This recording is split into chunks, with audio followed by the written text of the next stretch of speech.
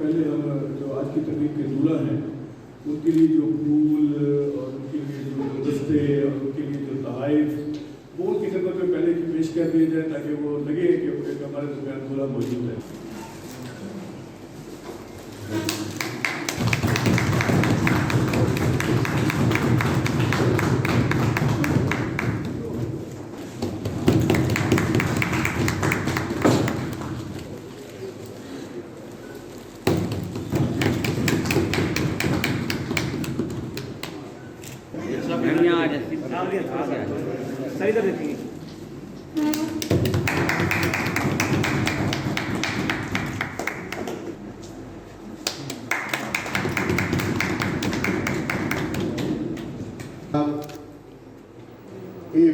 صاحب ہماری press club کے سامنے کہ یہ محفل جو اس وقت جاری ہے وہ ایک ایسی شخصیت کے بارے میں ہے جن کے بارے میں بہت دیر تک بولا جا سکتا ہے، لیکن میں چند جملے ان کے لیے لکھ کر لایا ہوں کیونکہ اس 19 صدی کے قصے کو فی البدی بول کر بہت لمبا ہو جائے گا. تو جو کچھ میں یہ سب کے بارے میں جانتا ہوں ان کی شخصیت کے حوالے سے وہ میں آپ کے سامنے مختصراً پیش کر رہا ہوں، اور اس میں ہر وہ پہلو شامل ہے جو آپ کو مجید گل صاحب کو سمجھنے میں مدد دے گا. 1960 میں ملتان سے شائع ہونے والے قومی اخبار امروز میں حکومتی وزراء اور اہم سیاسی رہنماؤں کے چونکا دینے والے انٹرویوز شائع ہونے شروع ہوئے تو صحافتی حلقوں میں تجسس پیدا ہوا کہ اتنی اہم شخصیات کے اتنے جاندار انٹرویوز اس چھوٹے سے شہر خانیوال سے کس طرح چھپ رہے ہیں.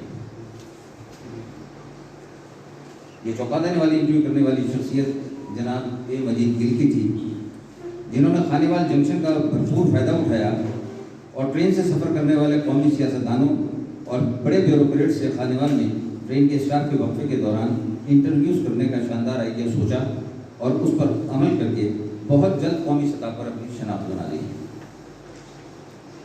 امروز کے مدیر مسعود اشرف صاحب نے اس نوجوان صحافی کی صلاحیتوں کو پہچانتے ہوئے انہیں بہاولپور میں اسٹاف رپورٹر بنانے کی پیشکش کی جو انہوں نے قبول کر لی، اور یوں 1961 میں یہ نوجوان رپورٹر ایک بیگ کے ساتھ بہاولپور پہنچا اور الہلال ہوٹل میں مقیم ہو گیا. پھر اس نوجوان اور آج تک ہم ان کے ساتھ ہیں. بہاولپور جرنلسٹ ہو یا صحافتی سرگرمیاں ہوں تو ہم ہمیشہ ان کی قیادت میں ہی کام کرتے ہیں. جہاں تک ان کے صحافتی اور صحاف کا تعلق ہے تو برادر زاہد علی خان صاحب نے پورا ذائقہ جو ہے آپ کے سامنے پہلے ہی پیش کر دیا ہے.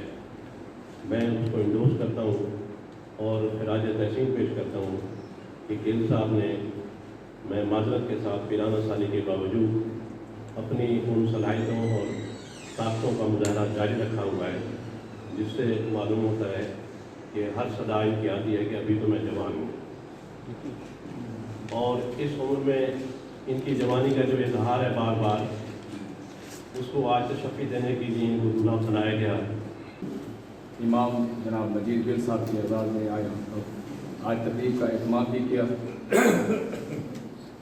مجید گل صاحب کے بارے میں کچھ کہنا ایسا ہے جیسے سورج کچھ چاند دکھانے کے مترادف ہے.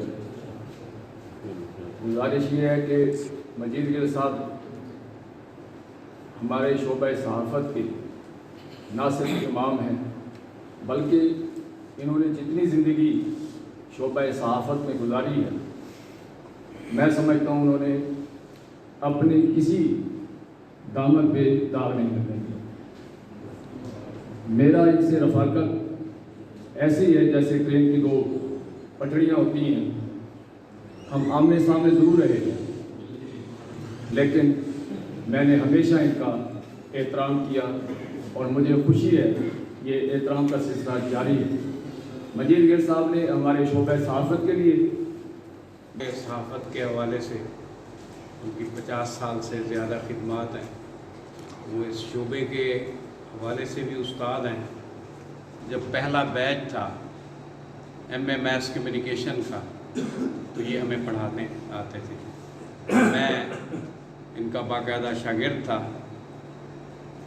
یہ بات ٹھیک ہے کہ مجھے وہ امتحان جو ہے وہ بھی کوڈ کے ذریعے دینا پڑا اور رزلٹ بھی میں نے کوڈ کے ذریعے لیا، لیکن گل صاحب کی جو यूनिवर्सिटी के हवाले से, शोबा सहाफ़त में तदरीस के हवाले से और उनकी जो उनका प्रोफेशन है उनके हवाले से बावलपुर में वो मैचलेस शख्सियत है। उनका कोई जो है वो यहाँ पे मुकाबला नहीं है किसी से। इस उम्र में भी मैं उनका, मेरा अखबार उनका कम्पिटिटिव अखबार है, दी न्यूज़ डान का वो मुकाबला नहीं है, लेकिन मैं दी न्यूज़ में काम करता हूँ और मेरे उस्ताद साहब डान में काम करते हैं। पक्के प्रोफेशनल हैं। पक्के प्रोफेशनल मैं इसलिए कहूँगा कि जब उनके पास खबर होती है तो वो अपनी छाप देते हैं, और अगर हमारे किसी अखबार में लग जाए फिर हमसे पूछते हैं यार आप मजीद गिल साहब रिपोर्टिंग कर रहे हैं। मैं उन दिनों रिपोर्टर नहीं था, मैंने रिपोर्टिंग 78 से शुरू की ज़्यादा था। तो फिर मैं मजीद गिल के साथ रिपोर्टिंग टीम में शरीक होता था, और उस वक्त सहाफ़ियों का इतना अज़्दहाम नहीं होता था नाज़र के साथ। उस वक्त प्रेस कॉन्फ्रेंस में 5-7 सहाफ़ी होते थे बामुश्किल। बहावलपुर से 5 अखबार निकलते थे और नेशनल भी 2-4 थे, वो उनमें मजीद गिल साहब नुमाया होते थे।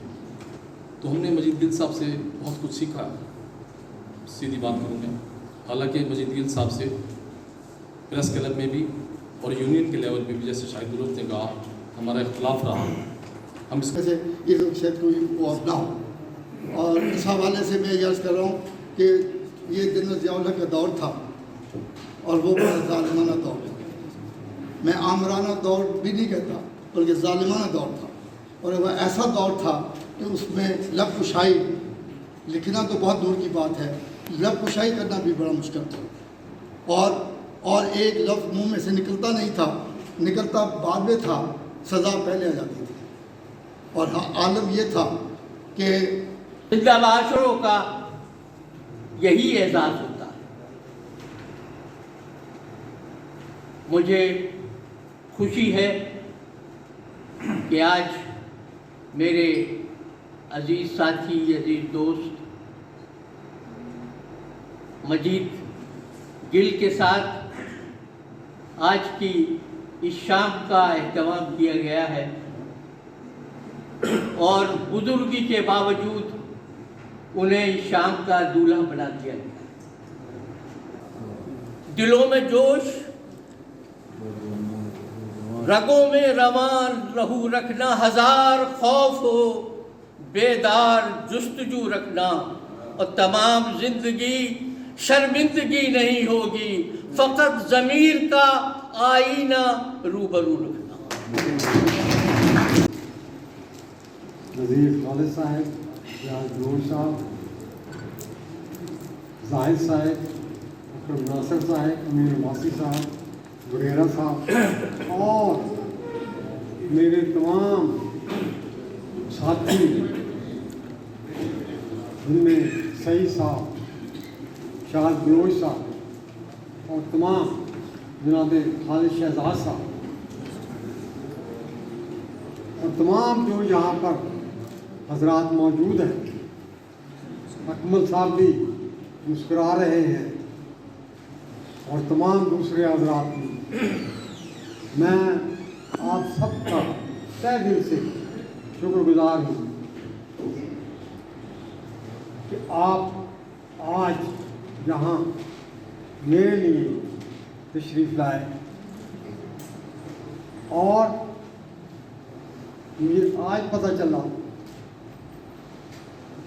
कि मुझ में इतनी खूबियाँ हैं, मुझे पहले कभी अंदाज़ा भी नहीं था, जिनका आपने यहाँ जिक्र किया है। मैं तो अपने आप को बहुत मामूली और खंदा पेशानी से पेश आने वाला मना समझता हूँ, लेकिन आज ये मुझ पर इंकशाफ हुआ कि जो आपने मेरी तारीफ़ों के पुल बांध दिए। मैं तो शायद इसका मुस्तहिक नहीं था, मुझे आपने जो है इतना दे दिया आज, ये तमाम मेरी।